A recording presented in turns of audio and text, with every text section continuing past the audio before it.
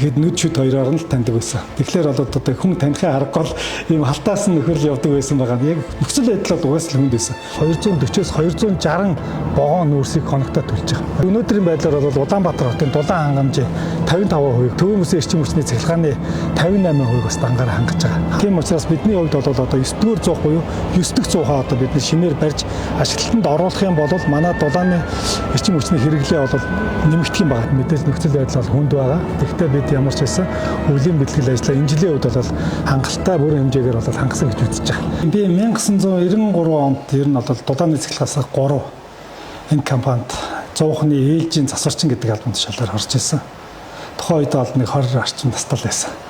16 настайд техникомд ороод Тархины политехникомд тэгээд тэрүүгээрээ төгсөөд тэгээд шууд тэрээс төгсөнгөтэй шууд 3 дугаар цахилгаан станцд ээлжийн засварчнаар орчихсон. За тэгэл залгуулаад ээлжийн дарга 100-ны машин хийсэн. Тэгээ ээлжийн дарга гэдэг албан тушаал дээр ажиллаж агаад тэгээ засварын хэсэг рүү очиод засварын мастер эргэх тоосон системийн засварын мастераар ажиллаж агаад тэгээд дахиад нэг ахаад 100-ны засварын инженер гэдэг албан тушаал дээр ажилласан. За тэрний дараагаар бол 100 цэхийн дарга. За тэгээд ТЭЦ-3-ын ерөнхий инженерээр ажиллаж агаад одоогоос нэг 2 жил гарангийн өмнө бол 4-р цахилгаан станцд ерөнхий инженерээр гэж томилогдож ажиллаж байгаа. Нийгмийн шилжил болоод нэг 90 оны хувьсгал болоод тэрний дараагийн үе хэсэгт өнгө зах зээл рүү ороод жинхэнэ картын бараа талах сүүндээ очилдгээс хүүхдүүд л шууд одоо энэ эрчим хүч гэдэг том юм руу ороод ингээд бие даагаад ажиллаж эхэлж байгаа. Тэгээд ирэхэд бол үнэхээр хүнд байсан л да. Одоо бодоход бол хүнд байсан. Тэр үед одоо жинхэнэ л хорж болохгүй 20 нас гэдэг шиг л ажиллаж байсан байх. Юугаа мэдэхгүй л ажилладаг байсан. За тэгтээ бол яг миний найз нөхөд над дээр ирэх манай ажил дээр ирэхэд намайг юугаар нь хараад таньдаг байсан бол яг энийгээд ихэд нүд шүд хоёроор нь л таньдаг байсан. Тэгэхээр бол одоо хүн танихын аргагүй л ийм халтаас нь нөхөрл явдаг байсан байгаа. Яг нөхцөл байдал бол угаасаа л хүнд байсан. 100 цагт би өөрөө орж исэн. Тэгээ 100 цагт ороход бол яг л 0 тэмдэгт нь шагаагаар татсан үнстэй, устай, тэгэл дуу чимээтэй, тоос шороотой ийм л нөхцөл байдалд ажилладаг байсан. Тэгээд эн чинь өөрөө нэг технологи нь болохоор нүүрсийг нунтаглаад за тэгээд тэрийг нутагсан нүүрсээ шатаадаг ийм л технологи. Тэгэхээр тэр нөгөө нэг хэсгийнх нь буюу одоо энэ тоос бэлтгэл систем дээр нь би өөрөө засварчин сэлэсэрээр орж исэн болохоор би бол одоо байнга л энэ тоостой нэг ийм л алтаас өмнө явдаг байсан. За тэгээ яг зүгээр тухайн үедээ бол техникум төгсөөд ирсэн байсан учраас тэр ажил дээр одоо 1 жил гарan ажиллаад тэгээд 100-ны машинч буюу оператор одоогоор бол энэ албан тушаал дээр шилжиж ажиллаж байсан. Тэр үед бол үнэхээр л одоо мэдгүй одоо хүнд гэдгээ бол мэдгүй л ажиллаж байсан. Гэхдээ бол одоо өнөөгийн төвчөнтэй харьцсан бол газар тэнгисгэл ялгаатай. 4-р цахилгаан станцын тухайд одоо хоногт хичнээн тонн нүүрс төлөөд хэдийн хэмжээний одоо дулаан цахилгаан ялгаруулж байна вэ гэдэг дээр мэдээлэл өгөөч. За тэгэхээр манай 4-р цахилгаан станц Монгол улсын эрчим хүчний хамгийн том их үүсвэр буюу цахилгаан станц тий дулааныг үйлдвэрлэж, цахилгааныг ч үйлдвэрлэж байгаа. За тэгвэл өнөөдрийн байдлаар бол Улаанбаатар хотын дулаан хангамжийн 55%-ийг бол манай станц дангаараа хангаж байгаа 55%-ийг. А тэгвэл Төвийн Мөсийн эрчим хүчний цахилгааны 58%-ийг бас дангаараа хангаж байгаа. Хамгийн том эрчим хүчний их үүсвэр. За тэгээ бид нар өвлийн их ачааллын үед бол хоногтоо нэг 15-аас 16 мянган тонн буюу 240-с 260 вагон нүүрсийг хоногтоо төлж байгаа. 260 вагон. За тэгээ өнөөдрийн байдлаар гэдэг одоо бид нар ямар ч бэлтгэл нөөц тоног байхгүйгээр үйлдвэрлэл явуулж байгаа. Яг өнөөдөр одоо бид 800-тай 7 турбинтай. Эдгээр 800 бүрэн ачаалал авцсан, 8 турбин бүрэн ачаалал авцсан. Дулаан дээр нэг 12700 тонн усыг халаагаад ингээл одоо эрчим хүчний систем дээр үүргээ бол 100% биелж байна. Өнөөдрийн байдлаар манай станцын суурилгын хүчин чадал ашиглалт нь 94% орцсон юм шүү дээ. Тэгэхээр одоо бас тэнэс хөлтрүүл одоо яа. Мэдээж хөлтрүүл дулааны тоноглуудаа нэмж залгана. Бид нар энэ жилийн гормоор нэг 16 мянган тонн ус халаахаар байгаа. Тэгэхээр бол ямар ч байсан бид нар энэ үүргээ бол биелүүлнэ. Одоо салбар түлээсэн үүрэг мэдээж нөхцөл байдал бол хүнд байгаа. Тэгэхдээ бид ямар ч байсан өвлийн бэлтгэл ажлаа энэ жилийн үед бол хангалттай бүрэн хэмжээгээр бол хангасан гэж үзэж байгаа. Ер нь яг 2025 онд бид нар өвлийн бэлтгэл ажил хангахтай холбоотой нэлээд олон багц ажлуудыг төлөвлөсөн. Үүнээс хамгийн гол юм нь болохоор үндсэн оногдлын засварын ажил гэдэг 200-ны их засварын ажлыг бид нэр 25 оны өвлийн ачаалал дөнгөж дуусангууд 3 сарын 15-нд 100-ны засварыг эхлүүлж ирсэн. Тэгээд 6 сарын 15-нд 90 хоногийн дотор хийгээд дуусгасан. Дараагийн 100-ыг болохоор 7 сарын 15-нд хийгээд одоо 10 сарын 15-нд бол засварын ажил бүрэн дууссан. Өнөөдөр тэгээ бид нар бүх ачааллаараа ингээ орцсон явж байгаа. Турбины засвараас гэсэн бид нар яг өөртөө график хугацаанд хийгээд явж байгаа. Тэгэхээр ерөөсөө л нэг их засвар гэдэг бид нар чинь баахан ягаад тэгснэ хөрөнгө оруулалт байхгүй гэл мөнгө байхгүй гэл баах юм ярьж байгаа шүү дээ. Тэгвэл яг л нөхцөл байдал бол бодиттойгоор яг тийм л байгаад. Юу вэ гэхээр бид нарт 4-р цэцлэгийн хугацаанд үед бол ерөөсөө онцлог байна. Төрийн байр системийн ачааллыг 60% авч яана гэдэг чинь энэ станц зогсох хэрэггүй байгаа даа. Тэгэхээр нэг бусад станцууд дээр бүрэн зогсолт хийгээд нэг 3, 4, 5 хоног засвар хийгээд идэв шүү дээ. Энэ станцд бол тийм их байхгүй. Бид нэг хэсэгчэл зогсоогоод нэг 300 та 3 турбинтэй үлдчихэж байгаа л ингээд сэлгээд засварын ажлуудаа хийдэг. Дээрээс нь болохоор бид нарт энэ 100-ыг 90 хоногоос илүү хоногоо зогсоож засвар хийх ямар ч боломж байхгүй. Ягаад гэвэл диспетчерээс зохицуулаад өгсөн танах тэд хоногийн дараагаар тийм ачаал авна шүү гэдэг өгсөн болохоор бид нар тэр ачааллыг авахын тулд засварын ажлаа хугацаанд хийхээс өөр арга байхгүй. Тэгвэл хугацаанд хийнэ гэдэг маань бид нар хугацаанд таарсан ажлын эсдгүүн гаргаж засвар хийх болж байна тийм. Тэгэхгүй болохоор тэрнээс их хэмжээний засвар хийх гэхэлэр за нэгдүгürt нь бол цаг хугацаа байхгүй. Хоёрдугаарт нь хөрөнгө мөнгө байхгүй тийм. Гуравдугаарт нь л ажлах хүчин олдохгүй байна. Яг энэ одоо компани дээр бол гадны хүчээр хийж байгаа ажил бол ерөөсөө 100% их засвар ажил л гадны хүчээр хийж байгаа. Бусад турбины засварыг бол өөрсдийнхөө хүчээр хийж байгаа. Туслах тоноглуудын гадны ганц нэг компани орж ирж байна. За ингээл одоо энэ олон хүмүүс хичээл зүтгэлээр л ажиллаж байгаа. Одоо манай нүүрсний талбай гэдэг чинь л одоо бид нар чинь 260 мянган тонн нөөцтэй талбай байхгүй юу? Одоо энэ харагдаад байгаа энэ талбай. Гэтэл өнөөдөр бид нар 24-өөс 25 оны өвлийн ачаалт тогтоох 353 мянган тонн буюу одоо нэг баг 100 мянган тонн нүүрсийг л илүү хадгалсан байхгүй. Тэгжээч бид нар өвлийн ачаалтаа ингэж орж явж байгаа. Тэгэхгүй бол уурхаа дээр ямар нэг хүндрэлт гэдэг юм уу нефт тослох материалын одоо импорт хориг мориг ороод ирэх юм бол бид нар чинь нөгөө нүүрс мөсөд татаж чадахгүй шүү дээ тийм учраас л бид нар энэ нөөцийг бас тодорхой хэмжээнд бүрдүүлдэг. Өнөөдрийн байдлаар бол би түрүү хэлсэн 240 вагон хоногтой түлээд за энэ нь болохоор нэг 15 мянган тонн нүүрсийг бол хоногтой түлж байна. За тэгээд одоо нөөц нь хэрэг хангалттай байгаа. 21 хоногийн нөөцтэй байна. Яг өнөөдрийн байдлаар 309 мянган тонн нүүрс. Одоо яг Twitter-ийг харж байгаа талбай дээр бол 309 мянган тонн нүүрстэй байна. Ер нь одоо хэдийн хэмжээний нүүрс байвал одоо хангалттай пүүл гэж үздэг юм байна. Ер нь бид нэр одоо нэг авж байгаа ачаалаасаа хамааруулаад нэг 20 хоногийн нөөцтэй гэсэн нэг юм бас сайтын нэг тогтоол байдаг. Тэгэхээр бид нар бол тэр нөөцөө бол бариад л явж байгаа. Энэ одоо манай станцид 100 цаг байгаа цаг 500 тонн уур үүдэх хүчин чадалтай 800 хувь ажиллаж байна. Өнөөдрийн байдлаар бол 800 ажиллаж байгаа. 1996-аас 2000 оны үед Японы хөнгөлтөө зээл тусламжийн өрөөнд энэ цугны тэргүүдийг шинжилсэн байгаа ба эдгээр тэргүүд бүгдээрээ уул тавхтай буюу одоо нүүрсийг нутаглах процесс нь энд явагддаг. Түрүүний бидний харсан нүүрс маань камераар дамжиж ирээд цугны нүүрсний бөмбөд ороод эндээсээ одоо энэ тэргүүрөө дамжиж орснороо энд одоо нүүрсийг нутаглаад гурилчиг одоо нарийн зэвсэгтэй болно гэсэн. Энэ нутагсан нүүрсээ тоос болж байгаа. Нүүрсний тоос.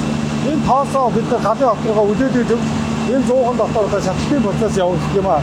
Тэгэхээр одоо энэ шатлалтын процессын үрдүнд усыг уураад уураараа тэрбийн генераторыг эргүүлэх энэ процесс явагддаг. Энэ бол маш нарийн технологитой бүтэцтэй схемтэй энэ процессын үрдүнд бид нар одоо нүүрсийг нэг өстө цэцлэгаан болтон хоригдж байна гэсэн. Цугнаас гарсан уур нь болохоор энэ турбин генераторт ажлын дугуйг эргүүлээд эндээсээ одоо генераторт цэцлэгаан үйлдвэрлэж байгаа процесс бол яг энэ турбинүүдээр явагддаг. За манай станцын хувьд бол цэцлэгаан суулгацсан хүчин чадал нь болохоор анх бол проектораад 380 мегаваттын хүчин чадалтай станц барьжсэн бол өнөөдөр 772 мегаваттын чадалтай болтой өргөгдсөн байгаа. Энэ хугацаанд болохоор бид 80 мегаваттын үйлдвэрлэх хүчин чадалтай турбинүүдэд 100 мегаватт бодож чадлыг нэмэгдүүлсэн. За хоёрдугаар нь 2015 онд бол Орос улсын улсын бас хөнгөлтөө зээлтлийн хүрээнд бид нэг шинээр нэг машин буюу 123 мегаваттын турбиныг шинээр суурилсан. Ингээд бид нар өнөөдөр бол 7 турбинтэйгээр 720 мегаваттын хүчин чадлыг үйлдвэрлээд ажиллаж байна. Нүүрсний дата авалтан дээр одоо хөрөнгө санхүүгийн хувьд гэдэг юм уу хүндрэл бэрхшээлтэй зүйл байгаа болов уу? Үгүй хөрөнгө бэрхшээлтэй зүйл байлгүй байх та. Одоо бид нар чинь одоо Монгол улсын эрчим хүчинд хамгийн бага өртгөөр үнээр одоо эрчим хүчийг нийлүүлж байгаа станцтай. Манай станцын дотоод хэрэгцээ буюу өөрийнхөө үйлдвэрлэсэн цахилгаан эрчим хүчний ерөөсөө 11% л өөрийнхөө дотоод хэрэгцээнд ийм одоо дотоод хэрэгцээнд зарцуулдаг станц гэж бол ерөөс хаач байхгүй. Хамгийн бага дотоод хэрэгцээг хэрэгжилж байгаа. За тэгэхээр бид нар болохоор юу гэж яах гэхээр жилдээ одоо сүүлдээ би түрүүн ярьжсэн 95 6 он гэдэг тийм тэр үед бол нэг цахилгаан эрчим хүчийг бол нэг 2 тэрбум 500 саяыг үйлдвэрлэж исэн байгаа. Гэтэл өнөөдөр бол бидний боловсруулалт болохоор 5 тэрбум хүрчихэж байна. 25 онд 5-нд нэг дахин ихсэн юм тий.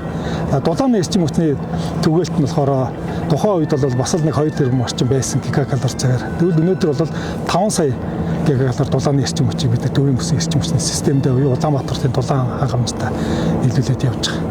Тэгээд ингээд харахаар бол үнэхээр ямар агуу үйлдвэр вэ гэдэг нь одоо ерөөсөн энэ дотор ажиллаж байгаа хүмүүс бол энэ үйлдвэрлэж байгаа үйлдвэрлэлийнхаа хэмжээгээр энэ салбарт оролцож байгаа оролцооныхаа хэмжээгээр энд ажиллаж байгаагаар бол бахархгүй арга байхгүй ерөөсөн. Энэ хүмүүс яг тэрүүгээр л одоо өөрийгөө ингээд ижиж гэдэг юм уу зоригжуулж ингэж л ажилладаг баг. Ер нь цаашид одоо энэ үйлдвэрлэлийн тоног төхөөрөмжийг нь сайжруулах гэдэг юм хүчин чадлыг нэмэгдүүлэх чиглэлээр ямар ажил арга хэмжээ хийхээр төлөвлөж байгаа. За ер нь бол бид нар болохоор одоо дулааны хэрэглээ хүндрэлтэй байна Улаанбаатар хотын Монгол улсын хэмжээнд. Тэгвэл дулааны хүчин чадлаа нэмэгдүүлэхийн тулд 4-р цэцлэг стандарт зайлшгүй хийгдэх төсөл бодвол энэ шинээр нэг 100 барих ажил байна. Нэг шин 100. Одоо манайх 800 тагаа нэмэлт 100 барьчих юм бол дулааны эрчим хүчийг одоо нэмэгдүүлэх нэг боломж байгаа. Тэр хэмжээгээр одоо уурын дутагдлалд орсон байгаа турбинууд дээр гэсэн цэглэгээ хөдөлгөх чадал нэмэгдснээрээ бид нар 770 20 мегаватт 772 мегаватт бүрэн чадлаа нөхцөлөд бүрдэх гэсэн. Ер нь бол 100 ажилтнанд орсоор нэг 25 мянган айл үргийг дулааны эрчим хүчээр нэг 30 мянган айл үргийг бол цэглэгээ эрчим хүчээр хангах нөхцөл бүрднэ гэж үзэж байгаа. Дээрээс нь бол мэдээж тоноглуудыг нөөцөнд авах тийм бэлтгэх засвар хийх хугацаа бас манай тэр хэмжээгээр манад бол нэмэгдэх юм боломж үлдэх. Манай станц нийтдээ 1486 ажилтнаа албан хаагчтай. За ингээ энд болохоор нэг хэсэг нь болохоор ашиглалтын үйл ажиллагаа эрхэлдэг. Нөгөө хэсэг нь бол засварын үйл ажиллагаа. За тэгээд захиргаа удирдлага гэдэг ингээ захиргааны ажилтнаа инженер техникийн ажилтнаа ингээ ажилтдаг юм байна. За тэгэхээр өнөөдөр энэ дотор байж байгаа хүмүүс бол манай ашиглалтын 2 дугаар ээж хамт олон байна. За энэ ашиглалтын 2 дугаар ээж гэдэг маань ер нь ашиглалтын ээж гэдэг маань 24 цагийн үйл ажиллагаа явуулж төвийн бүсийн эрчим хүчний системд нийлүүлж байгаа дулаан цэглэгаан эрчим хүчийг бол үйлдвэрлэж байгаа хүмүүс. Эдгээр хүмүүс бол энэ үйл ажиллагааг бол удирдах явуулж байгаамаа. Тэгэхээр энэ бол одоо манай турбины хэсгийн удирдлагын шийд байгаа. За өнөөдөр бол бид 4 турбин энэ шийдэндээ 4 турбин дөрвөлөө ажиллаж байна. За нөгөө талынхаа шийд нь 2 дугаар шийд гэж үүдэг. Тэн дээрээ бол 3 турбин ингээ ажиллана. За энэ ч мөн бас нэгээс 4 дугаар зуух нь бол хяналт удирдлагын систем эндээ ингээд байж байгаа. Эрчим хүчээр айл өрх албан байгууллага хүмүүсээ одоо доголдуулахгүй байх. Ийм зорилго тавьж штэ. Тэгэхээр найдвартай үйл ажиллагаагаа хангаад ирэх юм бол бид нар одоо дараагийн асуудал бол бид нар эдийн засгийн өрөөгөөж энэ талаар ярьж эхэлж байгаа. Тэгэхээр энд ажиллаж байгаа энэ операторууд маань өөрсдөө зүгээр нэг ингээд тоноглыг явуулаад хараад ингээд нэг хитэн тоо хараа суугаад байгаа юм биш. Эдгээр дандаа үр өгөөжийг бас тооцож явж байгаа. Би өнөөдөр энэ цуухыг энэ турбиныг одоо юу гэдэг 1 кВт цэглэгээ эрчим хүчийг ямар хэдийн хэмжээний нүүрсээр үйлдвэрлэж байна. Яаж одоо энэ орж байгаа нүүрсний хэмжээг бууруулах боломж байна гэдгийг анализ хийгээд бас ингээд судалгаа хийгээ явж байгаа. Хэрэглэгчдийн хувьд одоо цахилгааны төлбөр одоо харилцан адилгүй гарч байна гэдэг зүйлүүдийг бас ярьж шүүмжилдэг тал байдаг л да. Ер нь цахилгааны үнэ одоо нэг хэрэглэгч айлын хэрэглэгчийн одоо үнэ нь цахилгааны үнэнд харилцан адилгүй гараад байгаа нас юунаас шалтгаалдаг гэдэг мэдээлэл бас байгаа болоо танд. За яг их хөөсөрөөс бол нэг үнээр гарч байгаа юм аа. Тэгвэл хэрэглэгчдэр очиж цахилгаан эрчим хүчний үнэ бол нэг тариф тоолуураараа харилцан адилгүй янз бүр байгаад байгаа. Тэгэхээр энэ дээр хэрэглэгч нар юуг анхаарах ёстой гэвэл одоо жишээлх юм бол оргил ачаал гэж бид нар ярьдаг болцтой. Хэрэглэгч нар бас энийг ойлгох эхэлсэн баг гэж байна. 16 цагаас 18 цагаас 22 цагийн хооронд бол манай эрчим хүчний системийн оргил ачаал буюу одоо бүх хэрэглэгч нар зэрэг одоо нэг хоол цайгаа хийдэг ч гэдэг юм уу. Айл өрхөд. Энэ маань өөрөө яг оргил ачаал буюу одоо биднийг чиг нэг ачаалд оруулж байгаа энэ үе байхгүй. Энэ үеийн тариф бол арай илүү өндөр үнэтэй байдаг. Тэгэхээр энэ үед бид нэр хэрэглээгээ зохицуулаад энэс бусад цагуудад хоол ундаа хийдэг ч юм уу өглөөний цайгаа бэлтгэж гэдэг юм. Энэ асуудлаа зохицуулаад ажиллах юм бол эрчим хүчний үнэ нь бол харилцан одоо ингэж ихсээд багасаад ах юм байхгүй ухаар ер нь бол бас доктортой байх боломжтой гэж харж байгаа. Тэгэхээр бид нар бол эрчим хүчний үн тариф маань одоо айл цагуудад ямар үнээр тооцогч байгаа. Шөнийн тариф нэг өөр, оргил ачааллын тариф нэг өөр байгаад байгаа. Тэгэхээр энийг л анхаарал зохицуулаад явчих юм бол цэглэгээ эрчим хүчний үнийн хувьд бол нэг хайхтар өөрчлөлт ороод ахааргүйгээр боломж бол байгаад байгаа. Оргил ачааллынхаа үеийг цахилгааныг л бага хэрэглээчээ. Ер нь бол тийм айл талдаа. Бүгдээрээ л одоо энэ үеийн хэрэглээгээ багасгах хэрэгтэй. Ашиглаагүй гэрэлж идэнгээ унтрахч гэдэг юм уу. Нөгөө ашиглаагүй байгаа болоод тэр харьцаатганд байгаа хэрэглээнүүдээ бүгдийг салгах гэдэг юм те. Энэ маягаар одоо зохицуултаа хийж чадах юм бол айл өрхийн одоо эрчим хүч хэрэглэсэн төлбөр бол тодорхой түвшиндээ бол баригдаад ажиллаад байна гэсэн. Бид нар бол одоо системдээ бол түрүүн ярьж ирсэн. эрчим хүчний цахилгаан эрчим хүчнийхээ нэг 58% нийлүүлж байгаа гэдэг манай станц. Тэгэхээр манай станц нийт арга дэргэдийн гэдэг юм уу одоо эрчим хүчний 58%-ийг л одоо бид нэр одоо хариуцж ажиллаж байна гэсэн үг шүү дээ. Нэг талаас нь харах юм бол нөгөө талаа Улаанбаатар хотын дулаан хангамжийн 55%-ийг хангаж байна гэдэг чинь айл өрхөд үеийн одоо нийт хэрэглэгчдийн одоо 55% нь биднээс шалтгаалаад одоо энэ дулаан гэр оронд амьдрах гэдэг шүү дээ. Тэгэхээр одоо бидний хувьд бол өөрсдийнхөө хэмжээгээрээ бид нар 2025 оны 3 сарын 15-наас эхлээд өвлийн ачаалал дууссан. Яг тэр өдрөөс эхлээд засвар үйлчлэгээ хийж ихсэн. Тэр нь болохоор 25-аас 26 оны өвлийн ачаалалд орох тоноглуудаа бэлдсэн гэсэн үг. Тэгэхээр энэ зорилтоо бол бид нар хангалттай сайн биелүүлсэн гэж ойлгож байна. Түрүүн ярьжсэн одоогийн байдлаар 309 мянган тонн нүүрс нөөцлөсөн. Энэ болохоор манай түүхийн хэд маань хангалттай байна гэж үзэж болно тийм. 1460 тонн мазут нөөцлөсөн байж байгаа. Жилдээ бид нар нэг 900 орчим тонн мазут зарцуулдаг. Тэгэхээр одоо 1460 гэдэг чинь бол хангалттай хэмжээгээр мазутаа зарцуулсан гэсэн үг. Нөөцлөсөн гэсэн үг. За дээрэс нь бол тоноглуудынхаа засвар үйлчлэгээ бүгдийг хийсэн. Яг одоо бид нар 800 маань 8 улаан ажиллаж байна. 7 төрбийн маань 7 улаан ажиллаж байна.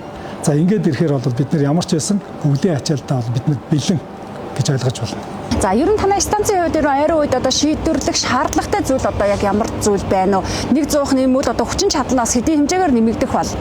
За ер нь бол яг манад судалгааны хэлтс гэж ер нь байдаг. За тэгэхээр энэ судалгааны хэлтс маань тоног төхөөрөмжийнхаа ажилласан цаг цаашид техникийн бодлогын хүрээнд одоо хэд хэдэн жилээр тий авч хэлцэж энийг техникийн шийдвэр гаргаад энийг одоо хийж хэрэгжүүлж ажилладаг юм байна. За тэгэхээр бид нарт бол хамгийн түрүүнд бол өнөөдрийн нөхцөл байдал дээр бол за мэдээж өссөн нэмэгдэж хэрэглээтэй холбоотой цахилгаан эрчим хүчний хэрэглээ системийн хэмжээнд байна.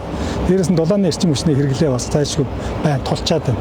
Тийм учраас бидний хувьд бол одоо 9-р 100 буюу 9 дэх 100-аа одоо бид шинээр барьж ашиглалтанд оруулах юм бол манай дулааны эрчим хүчний хэрэглээ бол нэмэгдэх юм байна. Систем нийлүүл дулаан. За хоёрдугаарт нь болохоор цахилгаан эрчим хүч маань 50 мегаваттаар нэмэгдэх юм. Ингийн бол бид нар өнөөдөр суулгах зүйцлийн чадал 772 мегаватт авах бүрэн боломж болоод нэгдэнэ. За тэгэхээр бид нар энэ дээзүг бол юуныхаа станцын техникийн зөвлөлийн хурлаараа баталгаажуулсан. Яамны шийдлэх ухааны технологийн зөвлөөр ороод баталгаажуулсан. За тэгээд энэнийхээ хүрээндээ бол тэзүү хийсэн. За энэ нь болохоор 90 сая доллараар бол ер нь бол 100% шинжлэх юм байна. Шинээр барих юм байна гэд.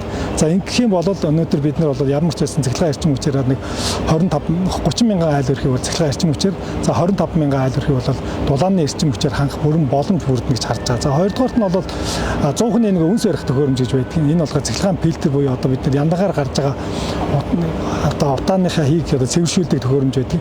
Энэ маань одоо 43 жил болсон. Тэгэхээр одоо энийг бас дайшгүй сайжруулах энэ төсөл хийх шаардлага бол байгаад байгаа хөрөнгө оруулалт. Энэ бол харьцангуй гайгүй нэг 12 сая орчим доллар байлээ судалгаагаар. Ингэсэх юм бол бид нөгөө нэг тул голын сав газараа хайж байгаа үнсэн сан гэдэг бүхэл эрчим хүчний үйлдвэрүүд дээр тийм үнсээ хоригдлуулдаг сан дүүрчлээ газар байхгүй байгаль орчны бохирдол гэдэг. Ингэх юм бол бид нар тэр цахилгаан фильтрээ шинчилжүүл эндээс одоо бид нар хуураагаар үнсээ олборлоод барилгын түүхийг боловсруулад ингээд нийлүүлээд авах бүрэн боломжтой байна. Энэ хоёр төсөл бол хамгийн түрүүний төсөл болчиход байгаа. Гэтэ бид одоо энэ ажлаа бол ямар нэгэн байдлаар ажил хэрэг болгоно гэсэн зорилт тавьсан явж байгаа. Тэгээ ойрын хугацаанд бол шийдэгдэх байх гэж бодож байна. Энэ дотор ажиллаж байгаа хүмүүс бол чин сэтгэлээсээ яг одоо бид нар энийг л бий л хийх ёстой. Би хийхгүй бол өөр хэн хийх юм бэ гэдэг ийм л сэтгэлгээтэй сэтгүүтэй тэгээд одоо өөрийгөө болон бусдынхаа төлөө гэсэн юм хүнлэг хүмүүс л энэ дотор ажилладаг. Эдгээрийн үр дүнд л одоо дээч гэсэн одоо энэ дотор ингээ байгаа нь бол ерөөсөө л энэ. Тэггүй байсан бол магадгүй одоо 8 арилжаа хийгээд гэдэг юм уу, ховын хөвчлүүдээс зөндөө санал ирж байсан манай компанид орж ажиллаач гэдэг юм уу. Одоо найз нөхдүүдээс ч гэсэн одоо ингэж ажиллаж байхаар чи одоо манад ажиллаж хамтраад юм хийх гэдэг юм уу ингэдэг л байсан. Гэтэ хизээч тийм одоо мэрэгчлээсээ гэдэг юм уу хамт олноосоо ураагүй. Яг л одоо өнөөдрийг хүртэл надад одоо ч гэсэн надад итгэл байгаа. Ирээдүйн минь өшөө илүү гоё сайхан болно гэдэг ийм зорилготой итгэлтэй ажиллаж байгаа. Ямар ч байсан бид нар энэ өвөлдөө бэлэн өөрсдөө хэмжээгээр хангалттай сайн бэлдсэн. Одоо бол ямар нэгэн асуудал байхгүй л гэж үзэж байгаа.